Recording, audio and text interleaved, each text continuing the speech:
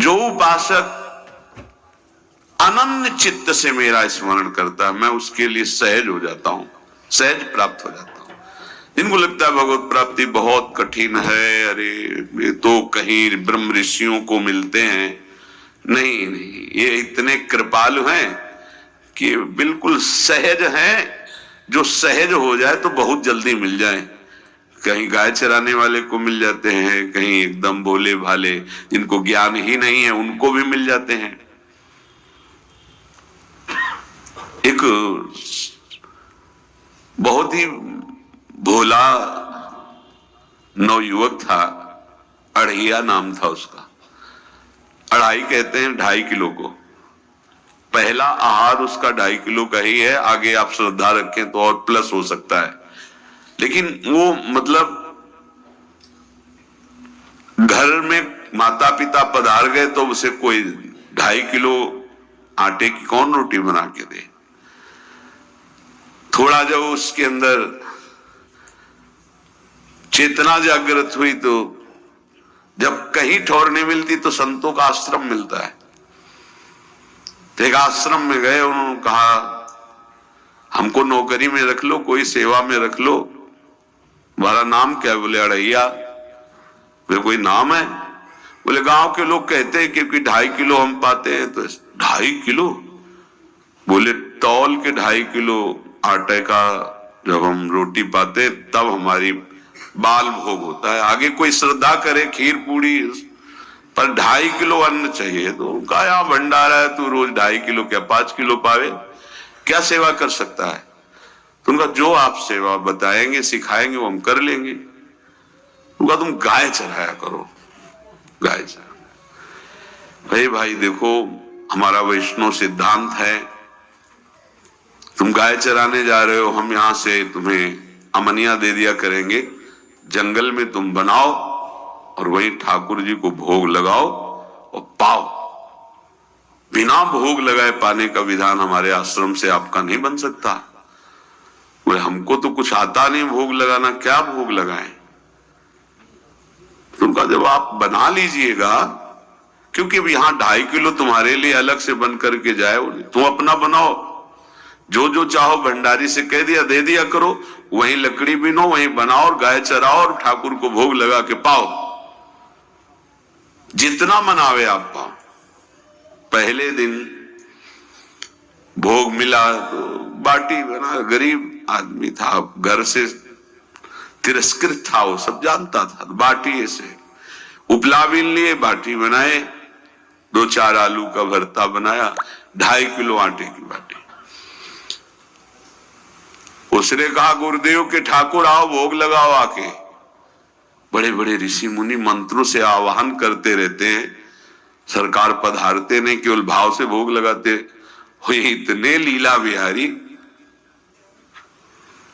प्रभु आ गए श्री राम जी। अढ़ैया ने आंख खुरप लगी ऐसी तो आंख खोल के देखा, नवीन मेघ कांति, अरविंदाक्ष, सारंग धनुष धारण किए हुए सामने खड़े।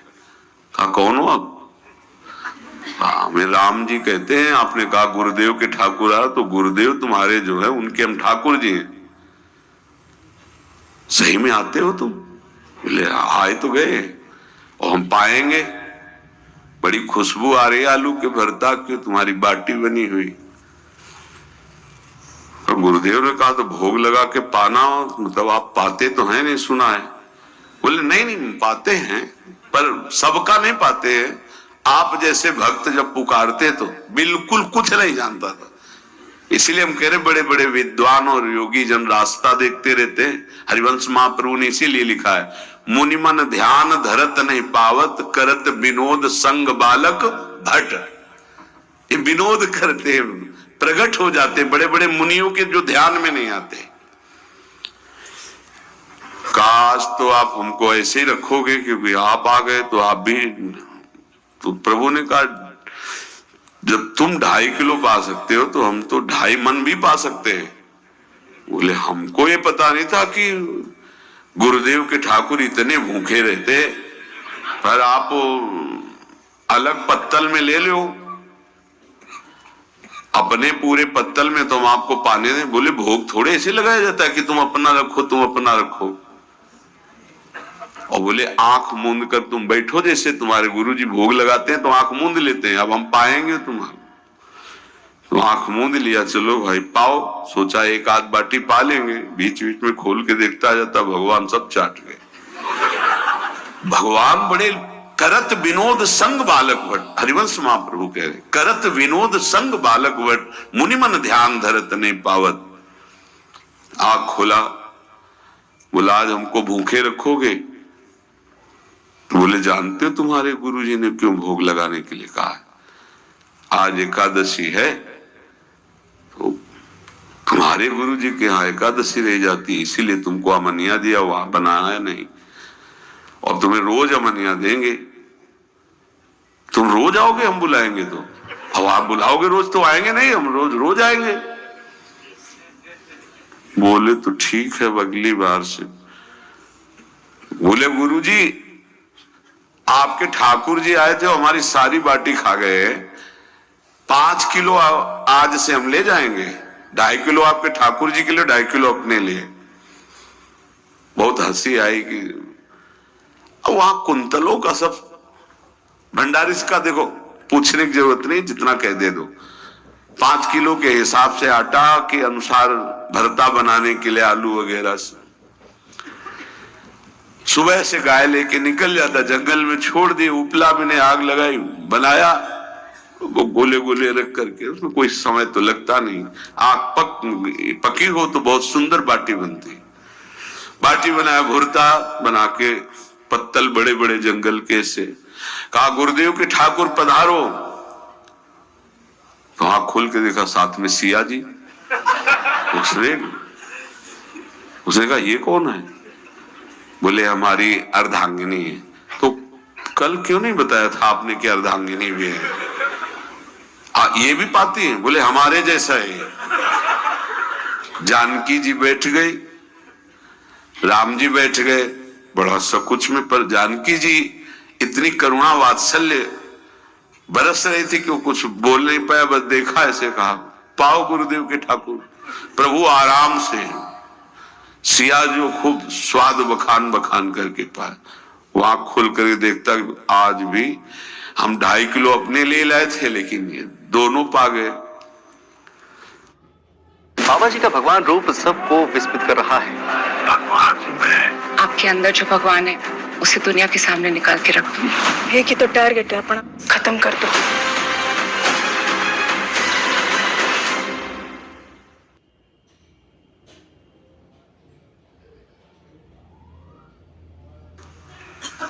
गुरुदेव 7.5 किलो।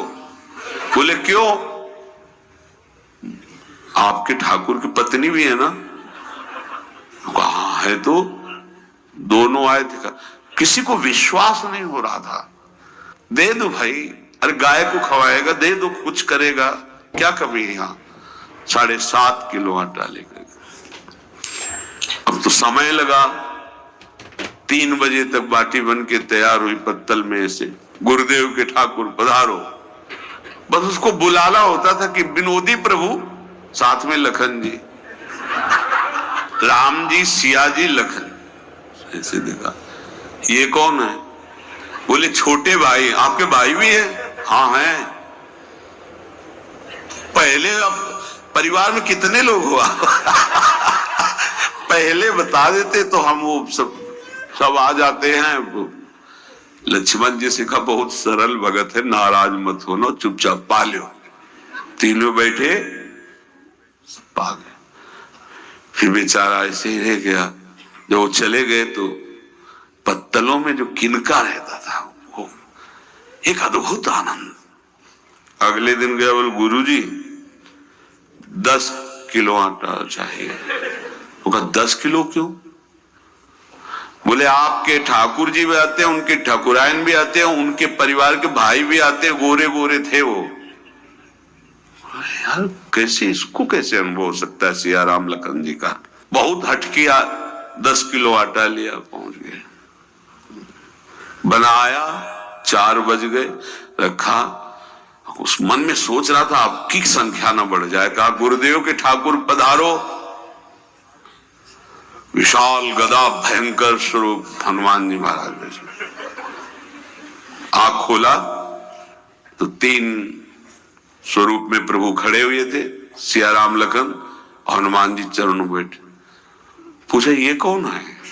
तो कहा ये हमारे प्रिय सेवक हैं हनुमान जी। एक बार आप अपने पूरे परिवार का, अपने सेवकों का वो आप पर्चा बना के दे दो, गुरु जी को दे देंगे जाके। हर बार एक बढ़ जाता है तो भगवान मुस्कुराए, हनुमान जी इसका कुछ बोलना मत, बहुत निराला भगत है। बोले पाओ प्रभु।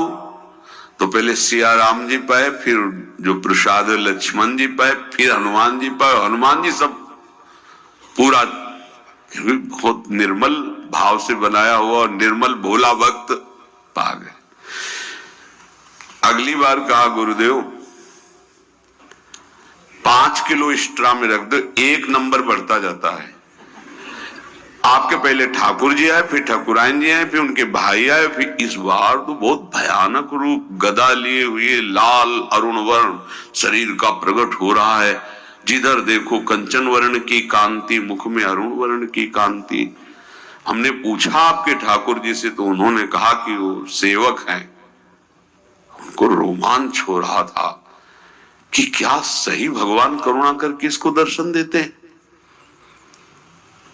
अब अगली बार अगर ये बात करेगा कि तो फिर अब हम इसकी परीक्षा लेंगे। ले गया स्ट्रांग बनाया सब।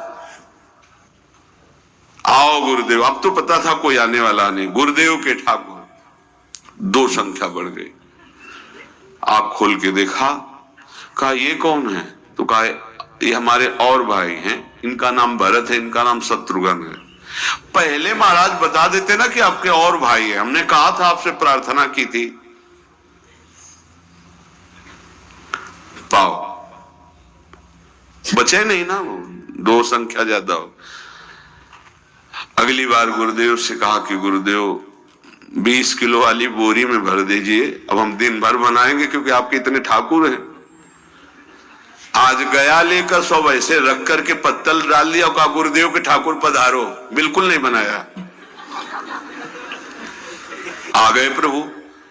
कहा कहां यार, तो खुशबू भी नहीं आ रही, ना बाटी की ना भरता की। बोले प्रभु आपके साथ पत्नी है ना, और सेवक भी है। इतने दिन से तो हमारे हाथ का पाए, आज हम पाना चाहते हैं। आप बनाओ, अपने रुचि का बनाओ और पाओ।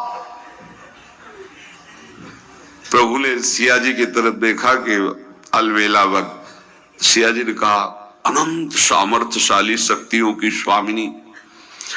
बोले प्रभु देखो हमने ना उपला भी ना लकड़ी, आपके सेवक है ना, इनसे बोलो। हनुमान जी से कहा कि आप उपला और लकड़ी इकट्ठा करो, भाई आदेश है भगत का। लक्ष्मण जी चूल्हा जला रहे, व्यवस्था आग की, और सिया जी के आंखों में आंसू भी आ रहे, धुआं भी लग रहा है, पर बना रहे। उसने कहा बनाओ, हम गाय एकत्रित करके आ रहे हैं। और भागा, वो आश्रम में गया। बोले गुरुदेव आज पूरे परिवार सहित हमने फंसा लिया है आपके ठाकुर को। तो उनका क्या फंसा लिया है?